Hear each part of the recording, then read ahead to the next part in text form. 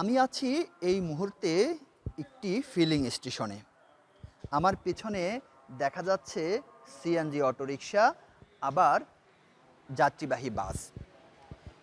যদিও মনে হচ্ছে এখানে কতগুলো পরিবহন দাঁড়িয়ে আছে, বাস্তবে এই পরিবহনগুলোর পেছনে অনেকগুলো পরিবারের ভরণ-পোষণ বন্ধ হয়ে আছে। কারণ এই চালকরা যখন গাড়ি নিয়ে বের হয়, তারা সারাদিন উপার্জন করে পরিবারের জন্য বাজার সদাই নিয়ে ঘরে ফিরবে, সেটি যারা করতে পারছে না। কারণ গত সপ্তাহে ৫ থেকে ৬ দিন গ্যাস সরবরাহ বন্ধ ছিল। গত বুধবার থেকে আবার শুরু হয়েছে। এই মানুষগুলো উপার্জন করতে পারছে না।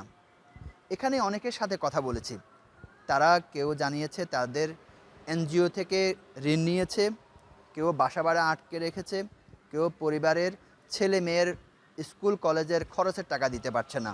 তারা একদিন রোজগার করে, একদিনে তাদের পরিবারের খরচ চালায়, সেটি এখন বন্ধ। ড্রাইভার সিএনজি চালাই।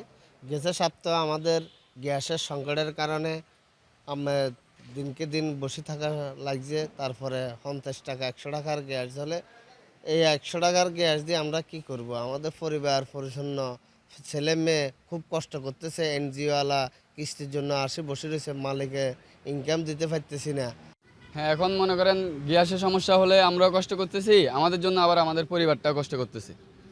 এখন সরকারের কাছে একটাই অনুরোধ, যদি গ্যাস দেয় তাহলে প্রতিনিয়ত চালু থাকুক, আর না দিলে হয়তো মাইকিংয়ের মাধ্যমে সবাইকে জানিয়ে দেওয়া হোক যে গ্যাস পাম্প বন্ধ আছে। এখন তো আমাদের পরিবার চলা মহা কষ্ট, কর্জমর্জা করি নানান ধরনের আমাদের বিশাল সমস্যা হয়ে গেছে এখন, বুঝলেন না? তো এখন আবার ২-১ দিন দিছে, আবার এখন নাই। তো এখন আবার আমাদের এই সমস্যা, আগের জ্বর হয়ে গেছে। কই পাম্পে আসি বসে রয়েছি, এখন গ্যাস কখন দিব বা কী আসো বিষয় পাম্পের স্টাফেরও জানে না। এখন আমরা হয়তো রাত ১২টা পর্যন্ত বসে থাকা লাগে। ৫০-৬০ টাকা গ্যাস নিয়ে সারাদিন চালানো যায় না। ২-৩ টিপ চালাইলে এরপরে আর কিছু করা যায় না। তো ২-৩ টিপ চালাইলে মালিকের জমা কোথায়, নিজেরটা কোথায়, আর কি কয় দে গ্যাসের টাকা কোথায়?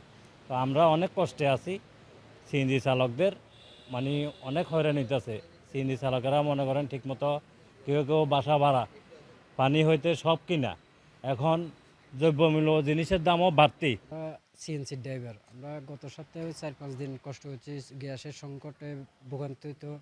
এই সপ্তাহে গত বুধবার থেকে গ্যাস পাইতেছি না।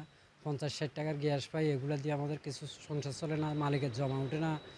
কোনো ধরনের ঘোষণা ছাড়াই এভাবে গ্যাস সরবরাহ বন্ধ থাকার কারণে এখানকার চালকরা যেমন ভোগান্তিতে পড়েছে, তেমনি আবাসিকে যারা গ্রাহক আছে তারাও সেখানে ভোগান্তিতে পড়েছে।